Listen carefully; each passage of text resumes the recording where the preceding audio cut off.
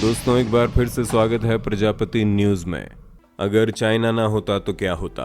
दोस्तों ये बात तो हम सभी जानते हैं कि सारी दुनिया एक तरफ, चाइना एक तरफ, क्योंकि चाइना एक ऐसा देश है जो लगभग हर मामले में दुनिया भर से अलग है।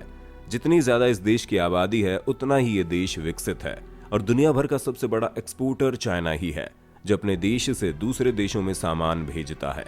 ऐसे में हमने सोचा क्यों ना एक वीडियो ऐसी बनाई जाए जिसमें हम अपने दर्शकों को ये बता सकते हैं कि चाइना जितना ही बुरा है उतना ही अच्छा भी है।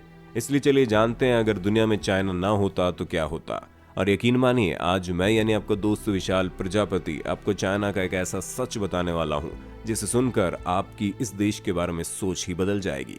वैसे दोस्तों चाइना अगर ना होता तो क्या होता, इस बारे में बताने से पहले हम आपको ये बताना चाहेंगे कि हमने हमारे दूसरे चैनल पर भारत पर भी एक वीडियो बनाया है जहां पर हमने ये बताया कि अगर दुनिया में भारत ना होता तो क्या होता। और वीडियो वाकई में काफी रोमांचक है जिसे आप डिस्क्रिप्शन में मौजूद लिंक पर क्लिक करके देख सकते हैं। चलिए अब बात करते हैं चाइना की। सबसे पहली बात कि अगर चाइना ना होता तो ये इतने सस्ते बजट फोन ना हो पाते, और अगर इतने सस्ते बजट फोन ना होते तो दूसरे देश चाइना से कंपटीशन करने के चक्कर में अपने फोन की प्राइस ना गिराते, और अगर वो फोन की प्राइस न गिराते तो हम जैसे आम इंसानों के हाथों में कभी स्मार्ट मोबाइल फोन जैसी चीज आ ही नहीं पाती। अभी ये चीज सुनने में आपको जरूर अजीब लग रही होगी, लेकिन ये भी 100% सच है, क्योंकि आज चाइना ही बड़े बड़े मोबाइल फोन पूरे इंटरनेशनल मार्केट में कब्जा कर रखा है, जिसकी वजह से बाकी मोबाइल फोन कंपनियों का बिजनेस ठप है। इसलिए वो ये कोशिश करते हैं कि अपने फोन को एक बजट फ्रेंडली फोन बनाकर दुनिया के सामने पेश किया जाए ताकि एक आम इंसान भी इसे खरीद सकता है। ठीक वैसे ही जैसे चाइना के बने हुए फोन इंसान आराम से खरीद सकता है। वैसे आप में से कौन कौन चाइना के मोबाइल से हमारी ये वीडियो देख रहा है, अपना नाम कमेंट में बताइए।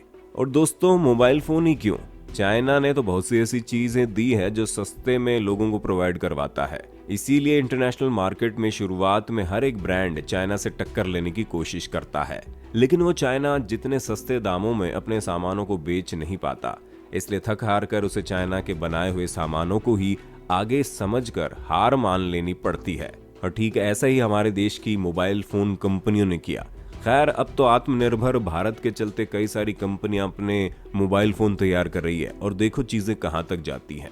वैसे दोस्तों जब चाइना की बात हो ही रही है तो चाइनीज खाने को हम कैसे पीछे छोड़ सकते हैं, क्योंकि आप चाइना से प्रेम करें या ना करें लेकिन चाइनीज खाने से तो आपको प्रेम होगा ही होगा। अब हर कोई इन छोटी आंख वाले लोगों द्वारा दुनिया में पेश किए गए नूडल वगैरह खाना पसंद करता है, क्योंकि ये उन चीजों में से एक है जो इंसान हफ्ते में एक बार तो खा ही लेता है। अब आप सोचिए अगर चाइना ना होता तो आपकी फेवरेट नूडल्स कहां से आती। और ये सब तो छोटी मोटी बातें हैं, क्योंकि असली खेल तो चाइना ने पिछले साल ही दिखाना शुरू किया, जब चाइना से एक ऐसा वायरस निकला जो आज तक हार नहीं मान रहा। क्योंकि अगर चाइना ना होता तो कोरोना ना होता, और कोरोना वायरस ना होता तो लोग परेशान कैसे होते, लोग परेशान ना होते तो मास्क क्यों पहनते, और अगर मास्क ना पहनते तो भैया पुलिस के डंडे कैसे पड़ते। अब ये चीज सुनने में भले ही थोड़ी फनी लग रही है लेकिन वाकई में सच है। कोरोना वायरस ने हम इंसानों को बहुत कुछ सिखाया है, फिर चाहे वो घर पर बैठकर काम करना हो या फिर अपनी सुरक्षा के लिए मास्क पहनकर घूमना हो, क्योंकि जापान एक ऐसा देश है जो शुरुआत से ही मास्क पहनकर रखता है। इसी वजह से जब पूरी दुनिया कोरोना से परेशान थी तो जापान बड़े मजे में था, क्योंकि उसे पहले से ही सैनिटाइजर और मास्क वगैरह का मतलब पता था, कैसे इन सब चीजों का प्रयोग रोजमर्रा की जिंदगी के लिए बहुत जरूरी था। और कोरोना काल में प्रकृति ने कितने बेहतरीन तरीके से अपने आप को वापस से ठीक किया है। ये भी तो आपने देखा ही होगा कैसे पेड़ पौधे मानो एकदम से निखर गए हों, वातावरण में प्रदूषण कम होने लगा, और ये सब कुछ कोरोना की वजह से हुआ। हाँ हम मानते हैं कि कई सारे लोग मारे गए, लेकिन ये भी सच है कि बिना कोरोना वायरस ही कई सारे लोग मारे ही जाते हैं, और दुनिया में मरने की सबसे बड़ी वजह तो भूख और कैंसर है, उस पर तो किसी का ध्यान नहीं जा रहा।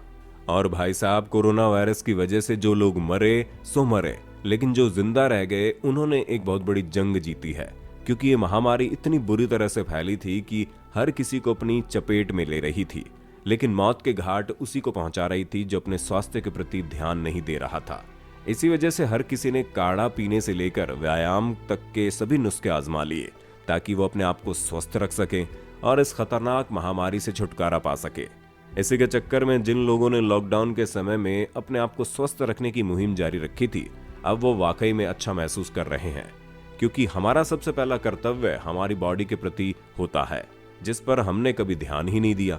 लेकिन इस कोरोना वायरस ने हमें हमारी बॉडी के प्रति ध्यान देना सिखाया है। वैसे तो सीखें तो हम बहुत कुछ भी हैं, क्योंकि जब 3 महीने का लॉकडाउन लगा तो कई सारे लोगों ने नई स्किल और टेक्निक सीखी ताकि वो किसी न किसी चीज़ में बेहतर बन सके। और ऐसा हुआ कि किसी को डांस आ गया, किसी को गिटार बजाना आ गया, तो कोई बुक पढ़ने में एक्सपर्ट हो गया।